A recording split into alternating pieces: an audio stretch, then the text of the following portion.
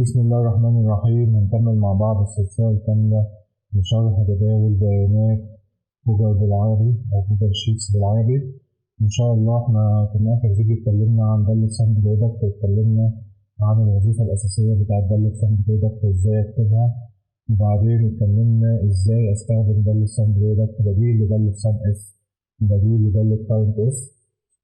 ودالة Sumproduct من الدوال القوية جدا جدا اللي بتستخدم في حاجات كتير، مع إنها للأسف مش مشهورة ومفيش استغلال ليها من ناس كتير، بس أنا هشرح إن شاء الله معظم التكنيكس ومعظم الحاجات اللي دالة Sumproduct تقدر تعملها. طيب أنا عندي هنا الجدول ده فيه أسماء مناديب متكررة كذا مرة، وكل مندوب فيه الكمية اللي باعها من صنف معين وسعر الصنف دوت. وعندي من الأسماء المناديب متكررة كذا مرة منوعة مثلا كذا أصناف كذا شهر. لو أنا كنت عايز أجيب إجمالي المبيعات، كنت أول حاجة بجمع الخلايا اللي هي فيها الكمية، وأنا عامل ده في المعادلة هنا. إن أنا عامل الأول صم من الدالة من الخلية T2 للخلية F2، وبعدين جمعتها في الخلية اللي فيها السعر اللي هي الخلية C2، وبعدين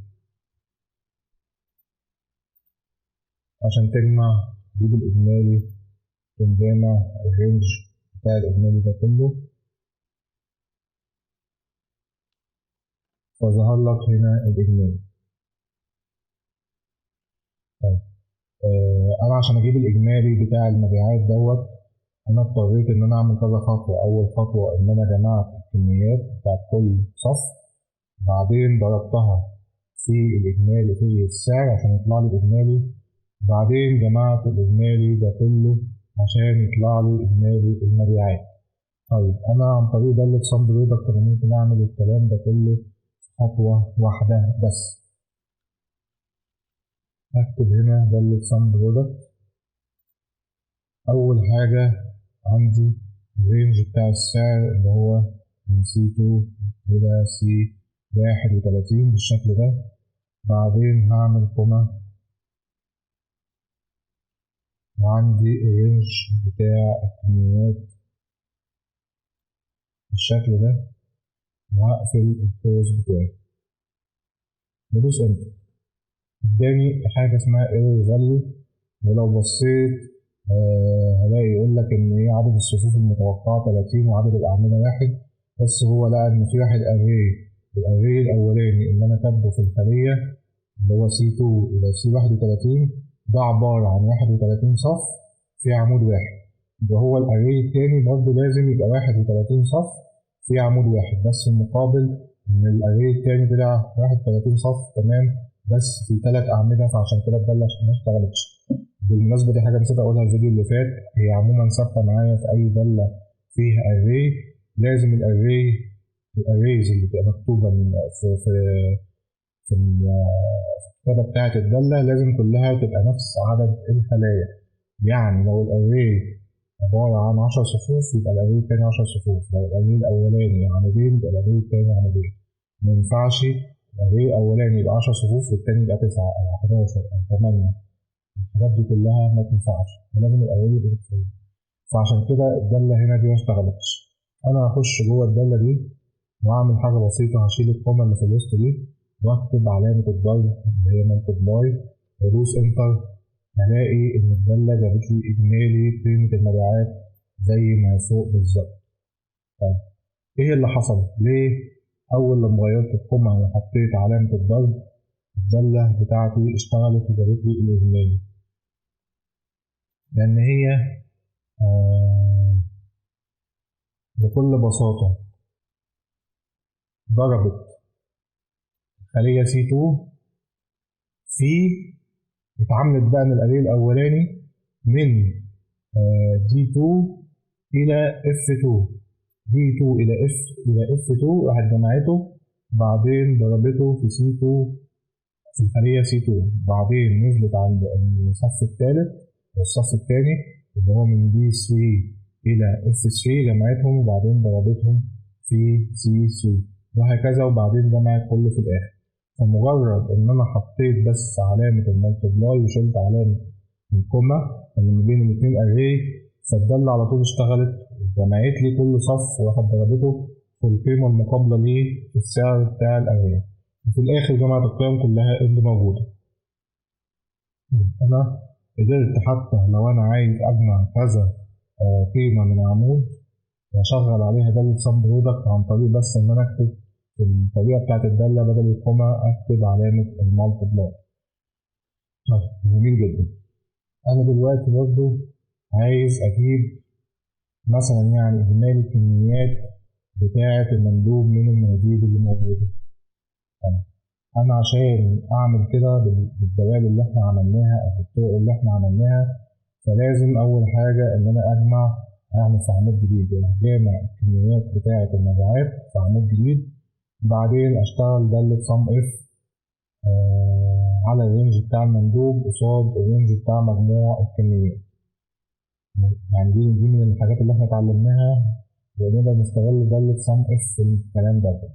طيب أنا من غير ما أعمل ده كله أنا ممكن أعمل القصة دي كلها عن طريق دالة سم برودكت، من غير بقى ما أعمل عمود جديد أحط فيه أجمع فيه الخلايا بتاعت الكميات بتاعت كل صف، وبعدين أشتغل بدالة سم إف على الرينج بتاع الكميات مع الرينج بتاع المندوب. أنا أقدر أشتغل ده كله عن طريق دالة سم برودكت خطوة واحدة.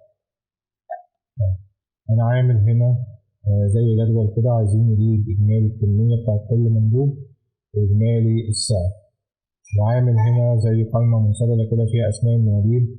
إزاي بنعمل القائمة المنفصلة ديت؟ أنا شرحتها في فيديو قبل كده، ما نشغلش نفسنا بالكلام ده دلوقتي.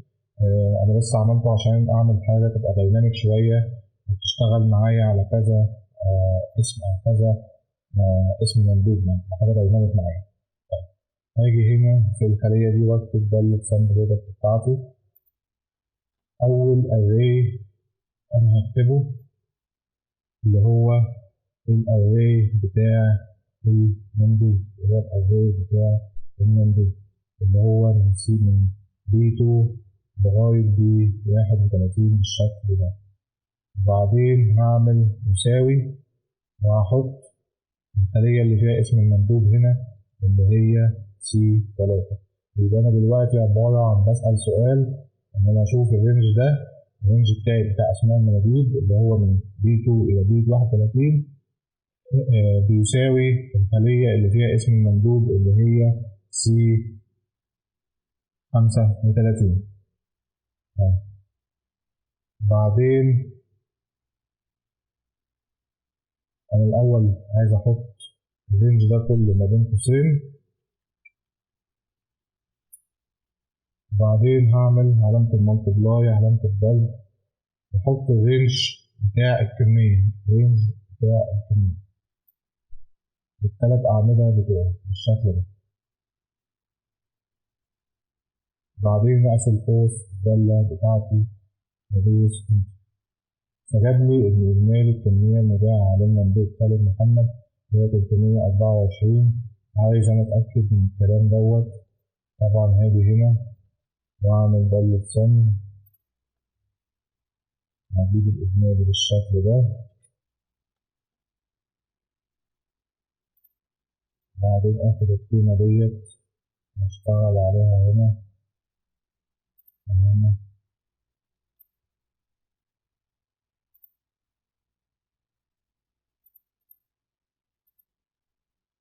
أعمل بس الصورة جاب لي أهو الإجمالي بتاع الكميات بتاع كل صف.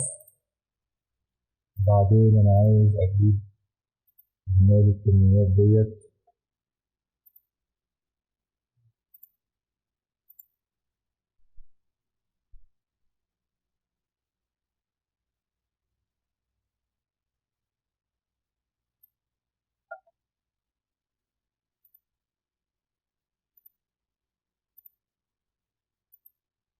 أنا كل ده بس عشان أتأكد إن القيمة بتاعتي مظبوط.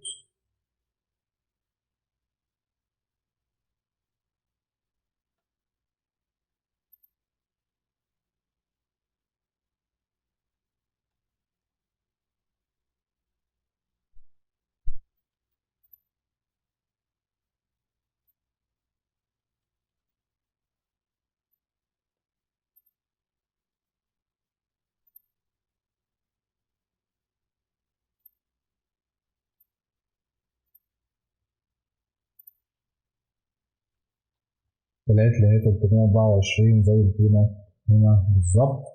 ولو جبت مندوب تاني هلاقيها جمع لي الكمية بتاعة المندوب ده بس، ولو جيت غيرت وجبت واحد تالت وهكذا. بتشتغل على أساس إن اسم المندوب اللي موجود في الخلية C35 اللي أنا حاطه جوه المعادلة. طيب عشان نفهم إيه اللي حصل بالظبط، لما أنا غيرت جوه دالة Sumproduct وكتبت فيه وحطيت سؤال اللي هو بيسأل امتى الاري ده بيساوي اسم المندوب اللي موجود في الخلية C35. نخلي بالنا ان انا موجود في المعادلة دي وشلت الفي وحطيت كوما، المعادلة برضه هتديني ايرور فاليو. فعشان المعادلة تشتغل فلازم استخدم علامة المالتبلاي. ايه اللي حصل؟ هي بكل بساطة جت قدام كل سطر جمعت كمية.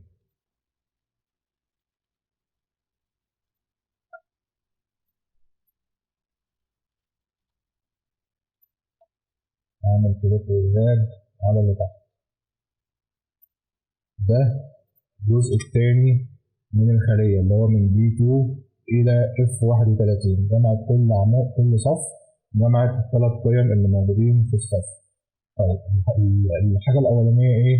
إن هو سؤال، ده زي سؤال هي أنت بتسأل إن كل خلية B2 هل هي بتساوي C35؟ وبعدين B3 هل بتساوي C35؟ وهكذا. فهنيجي نعمل ده في العمود هنا، أقول إن هل الخلية B2 بتساوي الخلية اللي هي C35، وأدوس كده إنتر. بعدين هعمل كليك ودراج على طول. فلو اسم المندوب موجود هنا في الخلية هتديني كل فولس.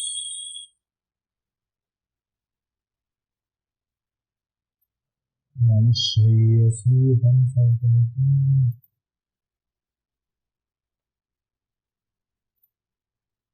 طيب احنا لازم طبعا الغلطة الشنيعة اللي أنا عملتها إن لازم C35 كده أعمل لها تبقى سيل ريفرنس، أدوس على F4 عشان أثبتها. غلطة شنيعة طبعا المفروض معملهاش. عملت كليك ودراج على كل الخلايا، فلما اسم المندوب في C35 هيساوي اسم المندوب هنا هتديني ترو، ما بيساويهوش هتديني فولس. بس أنا تحت أهو آخر 4 قيم فولس واللي قبليها ترو.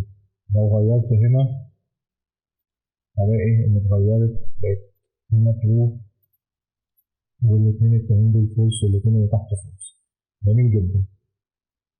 خلية Sumproduct بتشتغل بكده، بتيجي عند الأري الأولاني اللي أنا حاطط فيه الشرط وتسأل السؤال المنطقي وتديني عن طريقه فولس أو ترو، فولس أو ترو. والأري التاني كل صف بتجمع القيم بتاعته.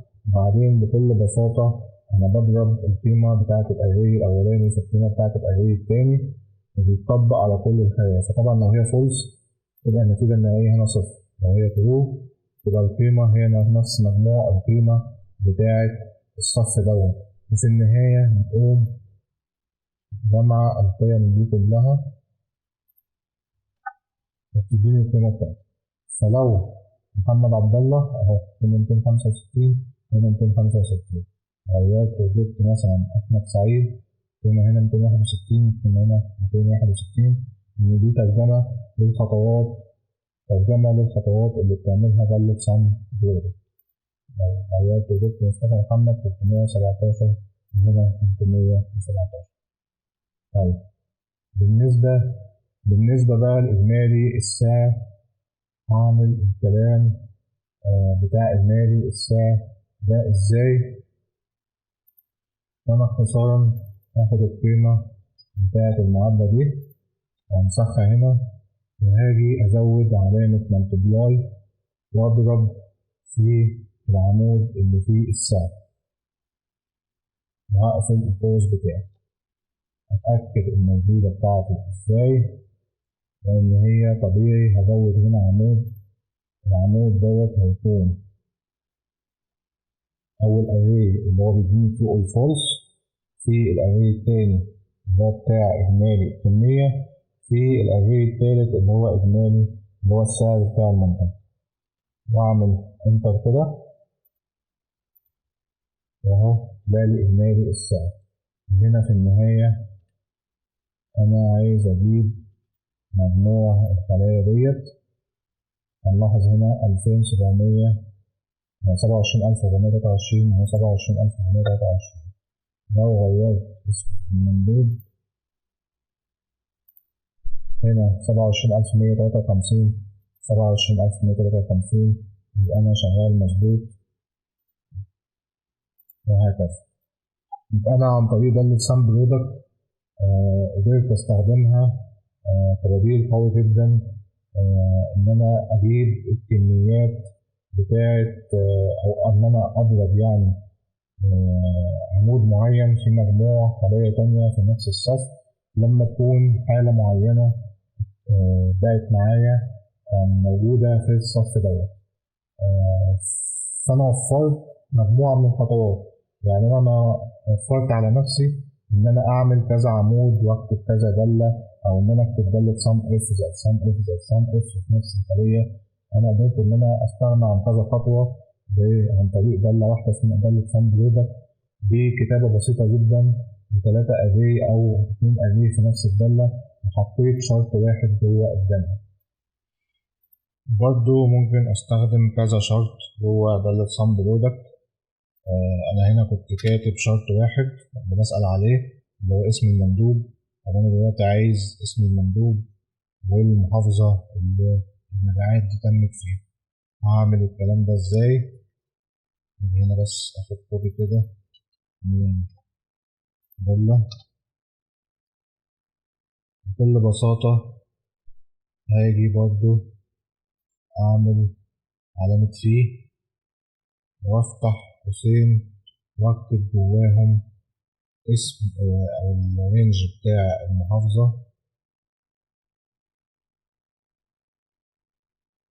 وهسأل سؤال فهكتب كلمة يساوي الخلية اللي فيها اسم المحافظة هنا وأدوس إنتر. فجاب لي إن إجمالي الكمية المباعة من المندوب اللي هو اسمه هنا في الخلية دي مع المحافظة هنا طلع 127، لأن هو بكل بساطة في الدالة دي زود عليها شرط كمان true or false. فلازم عشان الدالة تجمع القيم اللي بتطلع لازم الشرط الأولاني يديني true يعني 1، والشرط دوت يديني true يعني 1، فيجمع ساعتها الكمية إجمالي الكمية اللي بتطلع. إنما لو الشرطين دول شرط منهم واحد اتحقق، شرط واحد منهم ما اتحققش، هيديني false يعني 0، فالكمية ديت مش هتتجمع. وأقدر أعمل نفس الكلام برضه في الخلية اللي تحت.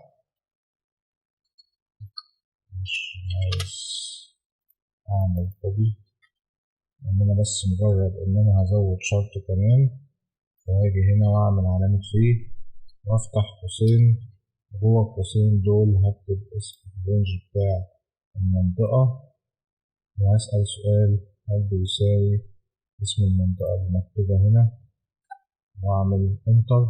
ولما أغير المحافظة هلاقي القيم هنا بتتغير، أغير المندوب هلاقي القيم بتتغير،